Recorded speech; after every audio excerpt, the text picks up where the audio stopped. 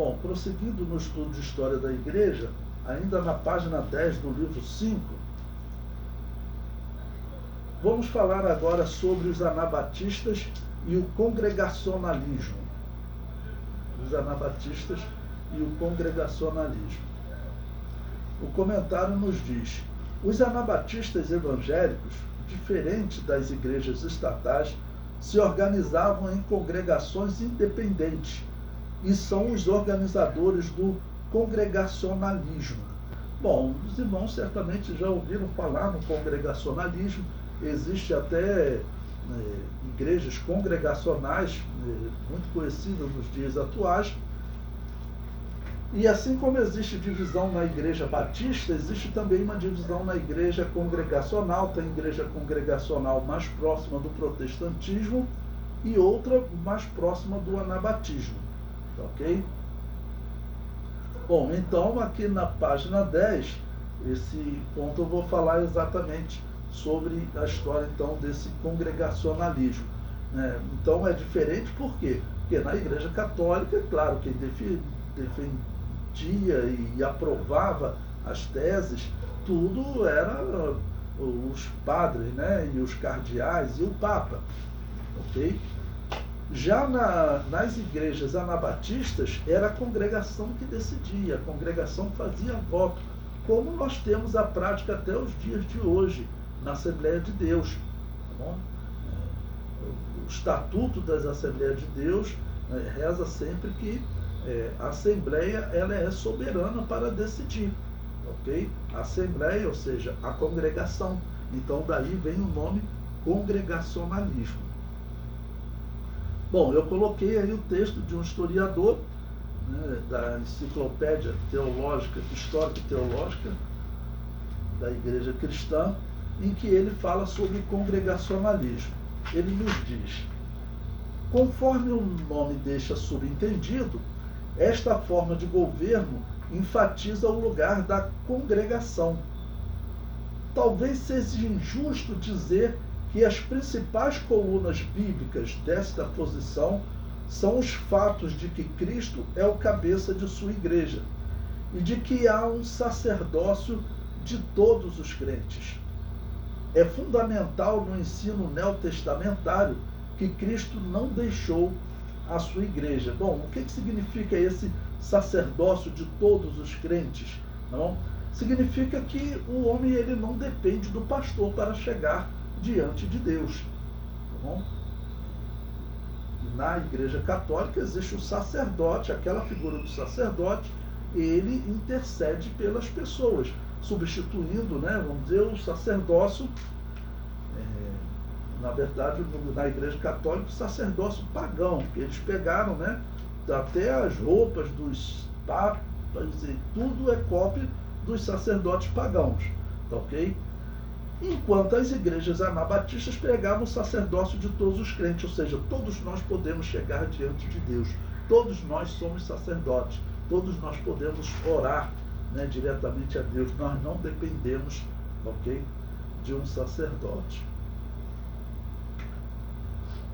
O historiador prossegue: o congregacionalismo como sistema apareceu depois da Reforma. Alguns dentre os reformados rejeitaram decisivamente a ideia de uma igreja do Estado e entenderam que os crentes formavam uma igreja dos reunidos, aqueles que ouviram a chamada de Cristo e corresponderam a ela. Um inglês, Robert Browne, publicou na Holanda um tratado famoso, Reforma sem Esperar por Ninguém, em 1582, onde afirmou o princípio da Igreja dos Reunidos, sua independência de bispos e magistrados e seu direito de ordenar ministros. Proibidos de colocarem tudo isto em prática na Inglaterra, muitos atravessaram o mar para a Holanda. Foi da igreja em Leiden que os pais peregrinos saíram, navegando para a América do Norte em 1620, e estabeleceram o congregacionalismo, que eu vou chamar congregacionalismo, anabatismo, tá bom? No Novo Mundo, onde se tornou muito importante. Esse, irmãos, esse navio que ele parte em direção aos Estados Unidos, esse navio ele está repleto de anabatistas. Prosseguindo então, meus irmãos. Então, esse navio, né, que ele chamou aqui o navio que parte, né, com os pais peregrinos. Se você pesquisar na história dos Estados Unidos, esse navio que chega nos Estados Unidos, ele é um navio assim que é considerado como uma abertura da história dos Estados Unidos, né, porque as pessoas colonizaram os Estados Unidos fugindo da Europa por conta da perseguição. É por isso que você vai ter nos Estados Unidos também muitos judeus, muitos anabatistas, ok?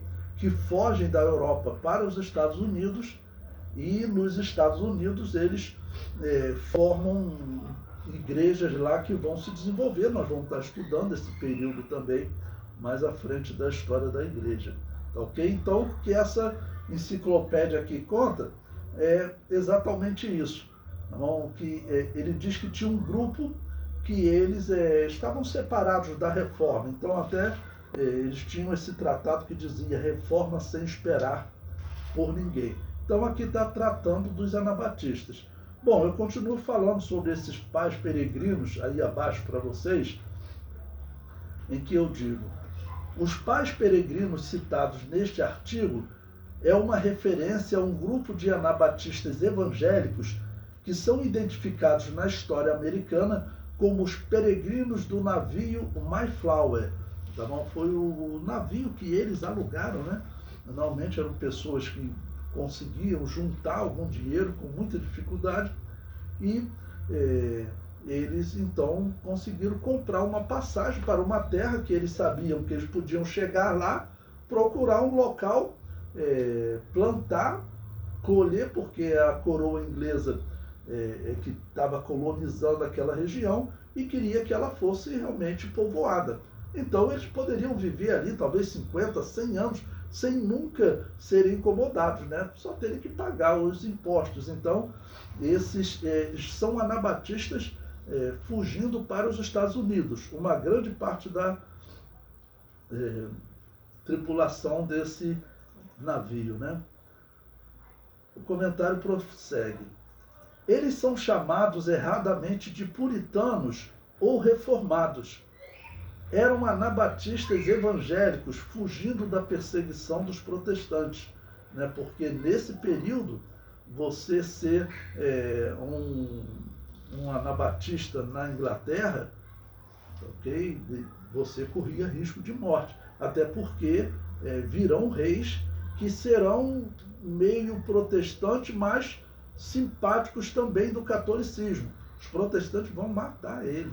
Nós veremos isso, o rei Carlos I.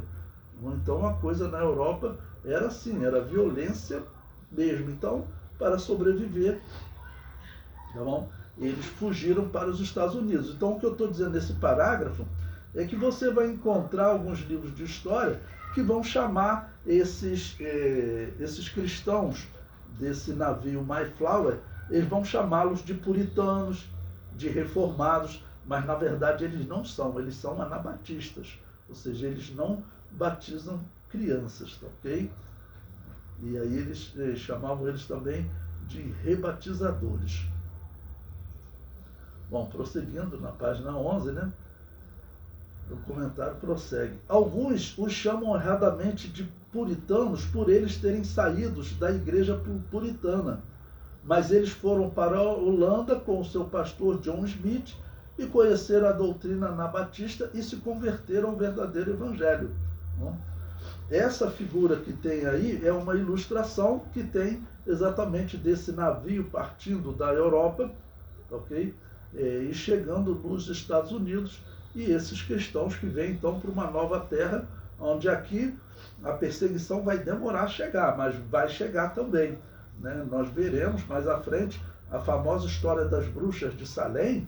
Na verdade são anabatistas sendo mortos. Nós temos ali informação de 3 anabatistas que foram mortos naquela invenção toda das bruxas de Salem, né? E tem um comentário que conclui, o historiador diz: